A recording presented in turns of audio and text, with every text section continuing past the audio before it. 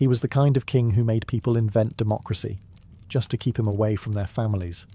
Not the worst monarch in history, but definitely the one you'd never let babysit.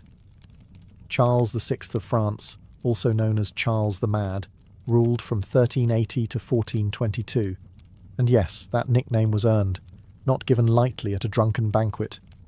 He began his reign with promise, young, handsome, capable. Then things took a turn. He started forgetting who he was, attacking his own knights, and at one point believed he was made of glass, insisting his servants wrap him in blankets so he wouldn't shatter while walking. Not exactly the image of kingly strength, but impressive in terms of creative paranoia. Now, most kings who believe they are fragile glass figurines usually avoid scandal. Not Charles.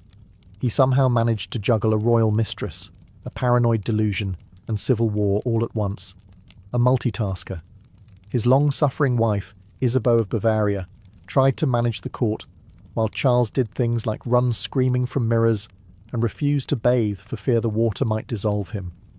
Meanwhile, his mistress, Odette de Champdivers, was quietly moved into the palace, introduced to everyone as his comfort, which was medieval code for don't ask questions, just smile. Odette, for her part, stayed with Charles during his most unhinged years. She must have had the patience of a saint or the property rights of a queen. She reportedly brushed his hair, listened to his glass-based ramblings, and helped him put on multiple layers of padded clothes so he could sit down safely. Nothing says passion like strapping your royal lover into a pillow suit. But Charles wasn't just eccentric behind closed doors. He also hosted court entertainments where things went horribly wrong. During one infamous event known as the Bal des Ardents, he and his friends dressed as wild men, in flammable costumes and danced around with torches. Naturally, someone dropped a flame, and several of them burned alive. Charles survived, but his dignity did not. Despite everything, Charles fathered 12 children, several during episodes of apparent lucidity, or at least, enough lucidity.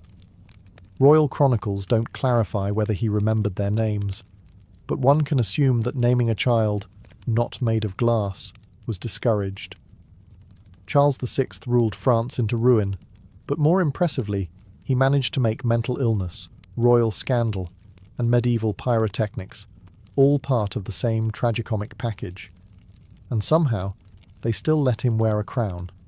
Peter the Cruel, also known as Pedro